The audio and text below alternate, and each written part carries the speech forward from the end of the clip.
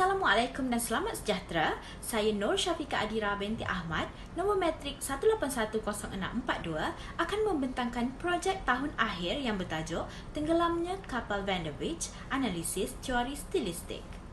Pembentangan pada hari ini meliputi 7 topik utama iaitu latar belakang kajian, pernyataan masalah, objektif kajian, sorotan kajian lepas, metodologi kajian, dapatan analisis, rumusan dan cadangan. Pembentangan diteruskan dengan latar belakang kajian. Perkataan stilistik berasal daripada bahasa Inggeris iaitu style yang membawa makna gaya dan daripada bahasa serapan linguistik yang bererti tata bahasa. Menurut tokoh barat iaitu Leach dan Short pada 1984, mendefinisikan stilistik ialah kajian tentang kehadiran bahasa yang terdapat dalam karya sastra. Kajian ini mengetengahkan dua jenis unsur stilistik iaitu diksi dan gaya bahasa. Terdapat dua jenis unsur stilistik diksi yang dikaji iaitu konotatif dan denotatif, manakala bagi unsur stilistik gaya bahasa pula ialah hyperbola, ironi, personifikasi dan metafora. Seterusnya, kajian ini dilakukan bagi penambahbaikan daripada kajian Amirah Anis Talib pada tahun 2017 yang bertajuk Isu-isu Identitas Budaya Nasional dalam filem Tenggelamnya Kapal Van der Wijk. Kajian itu hanya memfokuskan tentang adat dan budaya yang terdapat dalam filem tersebut. Amirah Anis Talib juga menekankan tentang perbezaan suku kaum dan kelas sosial yang terdapat dalam filem tersebut. Bagi memperbanyakkan kajian yang berteraskan kritikan sastra, kajian ini dilakukan secara lebih terperinci dengan mengetengahkan teori stilistik. Hal ini dikatakan demikian kerana tidak ramai yang mengetahui bahawa cabang ilmu stilistik itu sangat banyak dan meluas. Hal ini boleh dikukuhkan lagi dengan kenyataan daripada Manasikana pada tahun 2009 iaitu penghayatan sesebuah karya itu boleh diungguli supaya menjadi lebih kemas, bervariasi dan mantap dengan adanya penerokaan ilmu stilistik dengan lebih mendalam dan meluas. Dalam konteks ini, unsur stilistik digunakan bagi menganalisis intipati dalam filem seperti dialog, mesej dan bahasa. Kajian ini menggariskan dua objektif iaitu mengenal pasti unsur stilistik dan menganalisis kesan stilistik dalam filem Tenggelamnya Kapal Van der Wijk berdasarkan teori kajian. Terusnya, beberapa kajian lepas telah dirujuk bagi melengkapkan kajian ini. Berdasarkan 19 kajian lepas yang telah dikaji, terdapat satu kajian yang hampir sama dengan kajian ini, iaitu daripada Scorpio Puspatisari pada tahun 2015 yang bertajuk Analisis Stilistika pada filem The Pursuit of Happiness karya Gabriel Mukino. Kajian tersebut mempunyai 3 objektif kajian iaitu mendeskripsi penggunaan aspek-aspek stilistik, mengenal pasti aspek-aspek stilistik yang dominan dan mengenal pasti cara peranan aspek stilistik dalam menyokong nilai-nilai yang terdapat dalam filem tersebut.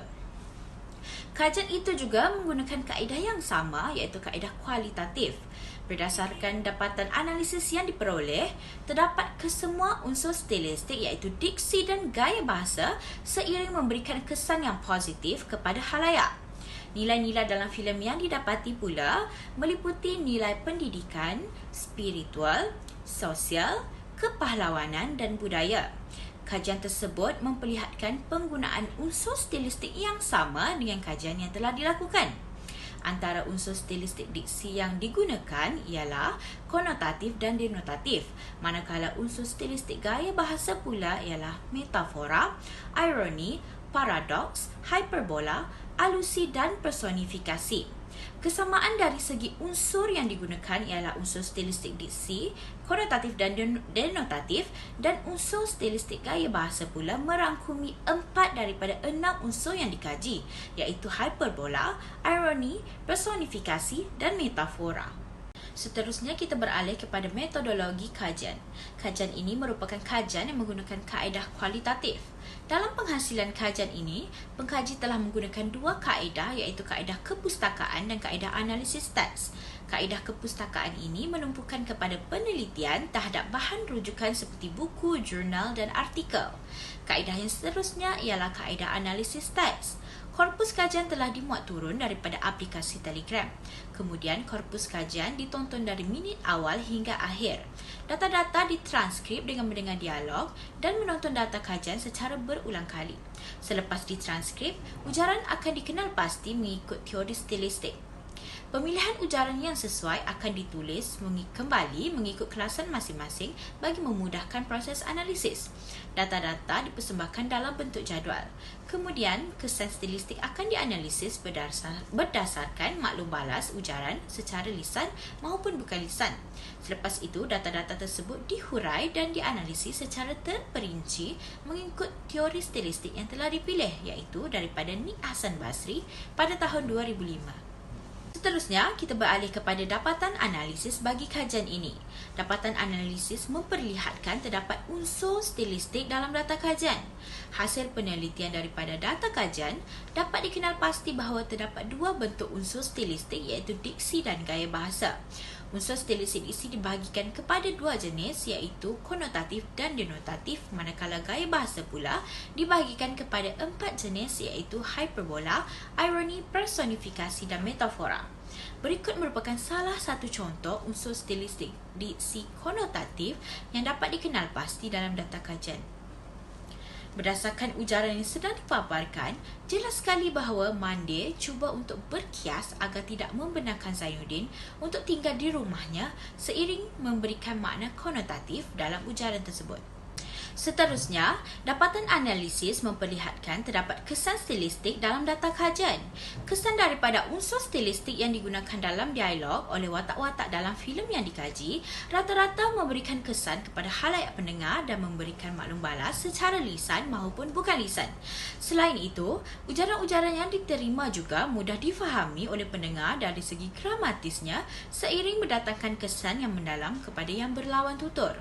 Berikut merupakan contoh analisis kesan stilistik hyperbola dalam data kajian.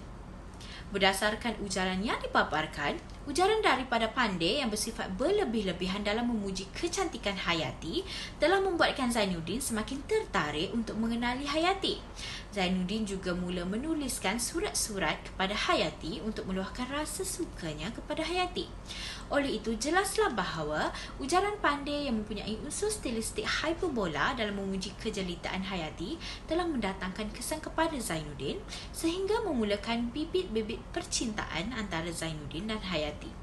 Dapatan analisis mendapati terdapat unsur stilistik dalam data kajian dan mendatangkan kesan kepada lawan tutur seiring menjawab objektif kajian. Secara rumusnya, berdasarkan dapatan analisis dalam kajian, terdapat 4 ujaran yang telah dikenal pasti memperlihatkan unsur stilistik diksi dan 8 unsur stilistik gaya bahasa. Kesan unsur stilistik yang digunakan telah memberikan kesan kepada yang lawan tutur. Seterusnya, kajian kritikan sastra yang mengetengahkan teori stilistik dalam filem ini dapat memberi sedikit penambahan ilmu kepada pengkaji-pengkaji lain, terutama sekali dalam bidang kritikan sastra. Selain itu, menerusi kajian ini dapat dicadangkan agar pengkaji selanjutnya dapat memperbanyakkan lagi penyelidikan bidang stilistik, terutama sekali dalam gaya bahasa. Terdapat beberapa unsur gaya bahasa lagi yang boleh diketengahkan seperti paradoks dan ansonansi. Seterusnya, pengkaji yang akan datang juga boleh mencuba untuk menggunakan bahan kajian yang lebih menarik seperti teater dan lirik lagu. Oleh itu, kepelbagaian bahan kajian dapat dicipta dan perkembangan kajian kritikan sastra dalam dunia moden dapat dipertingkatkan.